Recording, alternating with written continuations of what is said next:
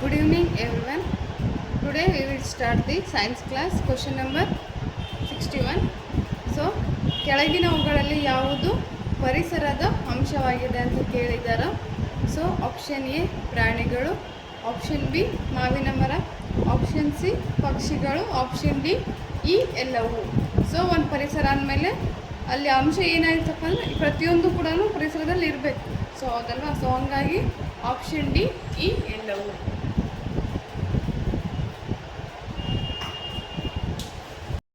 62ನೇ ಪ್ರಶ್ನೆ, ವಾಯುವಿನಲ್ಲಿ ಅತ್ಯಂತ ಕಡಿಮೆ ಪ್ರಮಾಣದಲ್ಲಿರುವ ಘಟಕ ಯಾವುದು ಅಂತ ಕೇಳಿದಾರೆ. Option A carbon dioxide, option B ಸಾರಜನಕ, ಆಪ್ಷನ್ ಸಿ ಆಮ್ಲಜನಕ, ಆಪ್ಷನ್ ಡಿ ಜಡ ಅನಿಲಗಳು ಅಂತ. ಸೊ ಕಡಿಮೆ ಪ್ರಮಾಣದಲ್ಲಿ ಯಾವ್ದು ಇರ್ತದಪ್ಪ ಅಂದರೆ ಕಾರ್ಬನ್ ಡೈಆಕ್ಸೈಡ್ ಇರ್ತೈತಿ. ಜಾಸ್ತಿ ಯಾವ್ದು ತೊಗೊತೀವಪ್ಪ ಅಂದ್ರೆ ಆಕ್ಸಿಜನ್ ತೊಗೊತೀವಿ. ಹೌದಾ? ನಾವು ಉಸಿರಾಡಕ್ಕೆ ಯಾವ್ದು ಬೇಕು ನಮಗೆ? ಆಕ್ಸಿಜನ್. ಸೊ ಕಾರ್ಬನ್ ಡೈಆಕ್ಸೈಡ್ ಕಡಿಮೆ ಪ್ರಮಾಣದಲ್ಲಿ ಇರ್ತೈತಿ. So option A. 63ನೇ ಪ್ರಶ್ನೆ, ಕುಡಿಯುವ ನೀರನ್ನು ಕನಿಷ್ಠ ಎಷ್ಟು ಸಮಯ ಕುದಿಸಬೇಕು? 1 ಗಂಟೆ, 30 ನಿಮಿಷ, 10 ನಿಮಿಷ ಅಥವಾ 20 ನಿಮಿಷ? ನಾವು ಕುಡಿಯುವ ನೀರನ್ನು ಕನಿಷ್ಠ ಏನಿಲ್ಲ ಅಂದ್ರೂ 10 ನಿಮಿಷ ಆದರೂ ನಾವು ನೀರನ್ನು ಕುದಿಸ್ಕೊಂಡು ಕುಡಿಬೇಕು. ಓಕೆ. ಕ್ವೆಶ್ಚನ್ ನಂಬರ್ 64, ಕೆಳಗಿನ ಯಾವುದರಲ್ಲಿ ಅತ್ಯಂತ ಹೆಚ್ಚು ಶಕ್ತಿಯು ಅಡಕವಾಗಿದೆ ಅಂತ ಕೊಟ್ಟಿದ್ದಾರೆ. Option A carbohydrate, option B ಕೊಬ್ಬು, ಆಪ್ಷನ್ ಸಿ ಖನಿಜಗಳು, ಆಪ್ಷನ್ ಡಿ ಜೀವಸತ್ವಗಳು. ಸೊ ಸರಿಯಾದ ಉತ್ತರ ಆಪ್ಷನ್ ಬಿ ಕೊಬ್ಬು. 65ನೇ ಪ್ರಶ್ನೆ, ಎ ಬಿ ಸಿ ಅಂತ 3 ಕಾಲಮ್ಸ್ ಕೊಟ್ಟಿದ್ದಾರೆ. ಕೆಳಗೆ ಈ ಚಿತ್ರದಲ್ಲಿರುವ ಎ ಬಿ ಸಿ ಮತ್ತು ಸಿ ಅನ್ನು ಈ 3 ಏನಿರುತ್ತೆ ನಾವು ಕ್ರಮವಾಗಿ ಜೋಡಿಸ್ಬೇಕು. ಹೌದಲ್ವಾ? ಸೊ ಎ ಅಲ್ಲಿ ಏನಿರ್ತೈತಿ, ಬಿ ಅಲ್ಲಿ ಏನಿರ್ತೈತಿ, ಸಿ ಅಲ್ಲಿ ಏನಾಗ್ತೈತಿ ಅಂದರೆ ಮೇಲೆ ನಾವು ಹೀಟು ಜಾಸ್ತಿ ಕೊಟ್ಟಂಗೆಲ್ಲ ಏನಾಗುತ್ತೆ ಅಂತ ಇವ್ರು ಕೇಳಿದ್ದಾರೆ. ಹೌದಾ? ಈಗ ಉದಾಹರಣೆಗೆ ನಾವು ಗ್ಯಾಸ್ ಮೇಲೆ ಪಾತ್ರೆ ಮೇಲೆ ಏನಾದರೂ ಒಂದು ಇಟ್ಟಿರ್ತೀವಿ. ಹೌದಾ? ಫುಲ್ ಗಟ್ಟಿಯಾಗಿರ್ತೈತಿ. ಅದನ್ನ ಬಿಸಿ ಮಾಡ್ದಂಗೆಲ್ಲ ಏನಾಗ್ತದೆ? ಅದು ಕರ್ತದೆ. ಹೌದಿಲ್ಲ? ಸೊ ಏನಾದರೂ ಒಂದು ಗಟ್ಟಿ ಅಂಶನೇ ಇಟ್ಟಿರ್ತೀವಿ. ಹೌದಾ? ಒಂದಕ್ಕೊಂದು ಗಟ್ಟಿಯಾಗಿ ಅಂಟ್ಕೊಂಡಿರ್ತಾವ. ಹೌದಾ? ಇದನ್ನ ಸ್ವಲ್ಪ ಬಿಸಿ ಮಾಡಿದಾಗ ಏನಾಗತ್ತೆ? ಇದು ಸರಿ ಏನಾಗತ್ತೆ? ನೀರಿನ ರೂಪ ಬರ್ತದೆ, ಅಂದ್ರೆ ದ್ರವ ರೂಪ ಬರ್ತದೆ. ಹೌದಾ? ಸೊ ದ್ರವ ರೂಪ ಇದನ್ನು ನಾವು ನೀಟಾಗಿ ಫುಲ್ ಕುದಿಸಿದ್ರೆ ಇದೇನಾಗತ್ತೆ? ಇಲ್ಲಿ ಅನಿಲ ಅಂದ್ರೆ ಕುದಿತಾ ಏನಾಗತ್ತಪ್ಪ ಅಂದ್ರೆ ಹಾವಿ ಆಗ್ತಾ ಹೋಗ್ತದೆ. ಹೌದಾ? ಸೊ ಎ ಇಂದು ಘನ, ಇದು ದ್ರವ ಆಕತಿ, ದ್ರವ ಇದು ಏನಾಗತಿ? ಅನಿಲ ಆಕತಿ. ಹೌದಾ? ಈ 4ರಲ್ಲಿ ಆಪ್ಷನ್ಸ್ ಯಾವುದು?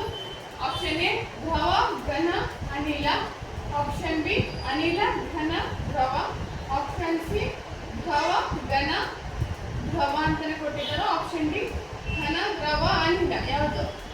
Option D. ಆಪ್ಷನ್ ಡಿ ಘನ, ದ್ರವ, ಅನಿಲ. ಇದನ್ನ ಇಂಗ್ಲಿಷ್ ನಾವು ಕರಿತೀವಿ ತಾನೆ? ಸಾಲಿಡ್,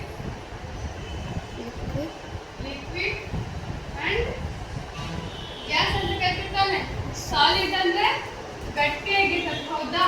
ಲಿಕ್ವಿಡ್ ಅಂದ್ರೆ ಸ್ವಲ್ಪ ನೀರಿನ ತರ ಇರ್ತೈತಿ. ಗ್ಯಾಸ್ ಅಂದ್ರೆ ಆವಿ ಆಗ್ತಾನೆ.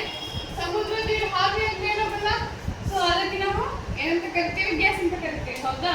ಸೊ ಆಪ್ಷನ್ ಡಿ ಘನ, ದ್ರವ, ಅನಿಲ. ಪ್ರಶ್ನೆ 66, ಒಂದು ವಸ್ತುವಿನ ಪ್ರಮಾಣವನ್ನು ಹೀಗೆಂದು ಕರೆಯಲಾಗುವುದು: ಲವಣತೆ, ಸಾಂದ್ರತೆ, ಒತ್ತಡ, ದ್ರವ್ಯರಾಶಿ. ಹೌದಾ? ಒಂದು ವಸ್ತುವಿನ ಪ್ರಮಾಣ ಅಂದ್ರೆ ಈ ಒಂದು ವಸ್ತು ಏನಾದರೂ ನಾವು ವೇಟಿಂಗ್ ಮಷಿನ್ ಮೇಲೆ ಇಟ್ಟರೆ ಅದ್ರದ್ದು ವಸ್ತು ಅಂದ್ರೆ ಅದ್ರ ತೂಕ ಎಷ್ಟೈತೆ ಅಂತ ಕಂಡಿರ್ತೀವಿ. ಹೌದಾ?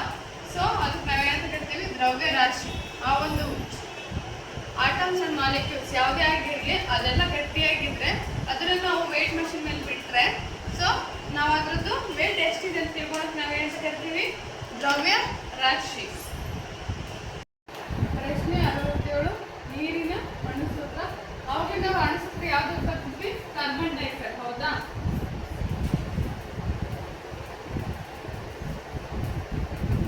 ಕಾರ್ಬನ್ ಡೈಆಕ್ಸೈಡ್ ಏನು? ಅಣುಸೂತ್ರ CO2. ಹೌದಾ? ನೆಕ್ಸ್ಟ್ ಆಕ್ಸಿಜನ್ ಇಂದೇನು ಓ. ನೆಕ್ಸ್ಟ್ ನೈಟ್ರೋಜನ್ ಇಂದೇನು ಎನ್. ಹೌದಲ್ವಾ? ಸೊ ಹಂಗೆ ಇವ್ರು ಏನ್ ಕೊಟ್ಟಿದಾರ, ಅಣುಸೂತ್ರ ಯಾವ್ದು ಬರೀಬೇಕು ನಾವು? ನೀರು ಅಂದ್ರೆ ವಾಟರ್. ವಾಟರ್ ಇದು ಫಾರ್ಮುಲಾ ಯಾವುದು? H1 ನ HO2 ನ OH H2O ನ. H2O. Very good. Option D H2O. Question number 68. ಸ್ನಾಯು ಶಕ್ತಿ ಉತ್ಪನ್ನವಾಗುವ ಬಗೆ ಅಂತ ಇದೆ.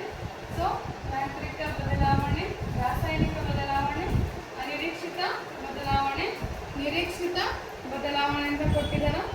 ಸ್ನಾಯು ಶಕ್ತಿ ಅಂದ್ರೆ ಮಸ್ಕ್ಯುಲರ್ ಎನರ್ಜಿ. ಯಾವುದು?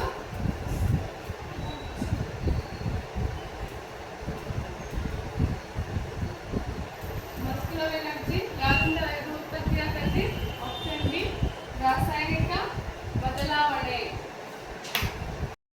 Question number 69. ವಿದ್ಯುತ್ ಶಕ್ತಿಯನ್ನು ಉತ್ಪಾದಿಸಲು ನೆರವಾಗುವ ಯಂತ್ರ. ಹೌದಾ? ಆಪ್ಷನ್ ಎ ಕೋಶ ಅಂದ್ರೆ ಬ್ಯಾಟರಿ. ಆಪ್ಷನ್ ಬಿ ಚಕ್ರಗಳು ಅಂದ್ರೆ ವೀಲ್ಸ್. ಆಪ್ಷನ್ ಸಿ ಸೌರ ಜಲತಾಪಕ ಅಂದ್ರೆ solar water heater. Option D turbine. So ವಿದ್ಯುತ್ ಶಕ್ತಿ ಅಂದ್ರೆ machine that helps to produce electricity. ಅಂದ್ರೆ ಎಲೆಕ್ಟ್ರಿಸಿಟಿ ಗೊತ್ತಾ? ಕರೆಂಟ್. ಅದಕ್ಕೆ ಅದನ್ನು ಉತ್ಪಾದಿಸಲು ನೆರವಾಗುವ ಯಂತ್ರ ಯಾವುದಪ್ಪ ಅಂದ್ರೆ ಆಪ್ಷನ್ ಬಿ ಟರ್ಬೈನ್. 70ನೇ ಪ್ರಶ್ನೆ. ಸೌರವ್ಯೂಹದಲ್ಲಿರುವ ಗ್ರಹಗಳ ಸಂಖ್ಯೆ 9, 10, 173. Option D 8. ಎಷ್ಟು? ಸೋಲಾರ್ ಸಿಸ್ಟಮ್ ಅಲ್ಲಿ ಎಷ್ಟಿದೆ ಪ್ಲಾನೆಟ್ಸ್? A 8,